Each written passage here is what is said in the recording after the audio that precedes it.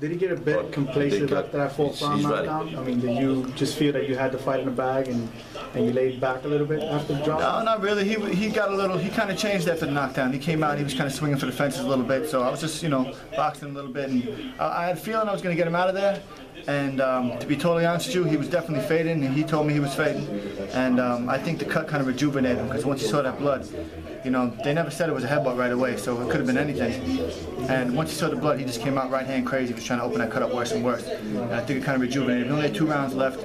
I think he said, let me go out with a bang here. If I get this cut worse, maybe they'll give me a TKO. You think he was fighting a little bit dirty, being desperate, trying to get the win over you?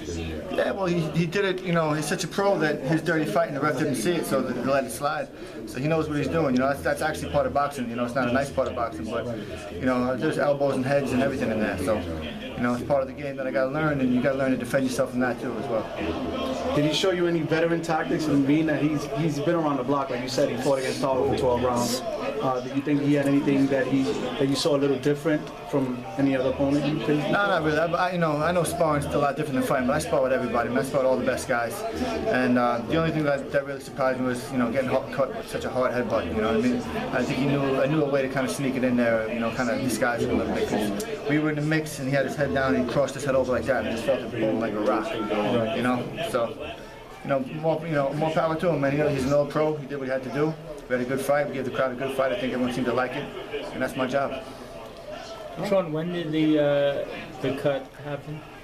I don't know, 7th round, 8th round, somewhere towards the end. Somewhere towards the end, because I was cruising there for a while. I was feeling good, and then I remember. It was the 9th round. It was the 9th round. It was the 9th round. I remember I only had a little bit left to go, and then I got it, and I had a blur over my eye a little bit, and I felt the drip, and I said, "Oh man, I think I got a cut," and I came back, and sure enough, I did. But I got one of the best cutmen in the business, Big George Mitchell. He had that thing dried up in 2 seconds. You had the cutman also, obviously, but were you concerned at any point when you got back to the corner that they were looking at it real close, that the fight could have been stopped? Well, no. I mean, the fight was so close to being over, and it's not like he was beating me in any way. So I was pretty comfortable that they would do the right thing and let me keep on going. And if they were going to stop it, if you look in the replay, I guarantee you see a headbutt. It was clear as day. I felt it. I know it was a headbutt. It was definitely a headbutt. I saw it. So. Was it ruled a headbutt? I mean, I don't know if they I'm even not said really anything sure if about they it. ruled it a headbutt, but it was a headbutt. So. No, yeah, because a headbutt, they would go to the scorecards, wouldn't it? Yeah. And I thought, crossed my mind real fast. I said, if they stop this right now, I said, I'm definitely winning. Now, Sean. Was there anything that you would have wanted him to do differently? What would have it been?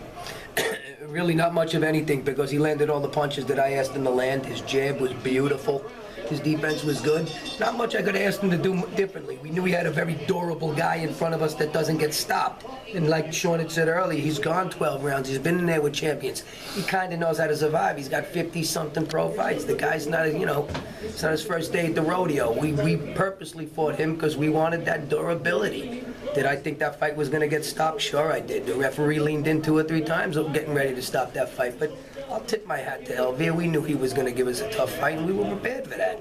But I don't think he won a round, so how can I expect him to have done anything better if I don't think he lost a round? You know what I mean? To me, he fought a beautiful fight, and it's exactly what we needed to go to the next level, to prove to everybody we can go 10, 12 rounds. He had 2 more rounds in his legs, no problem. Now Sean,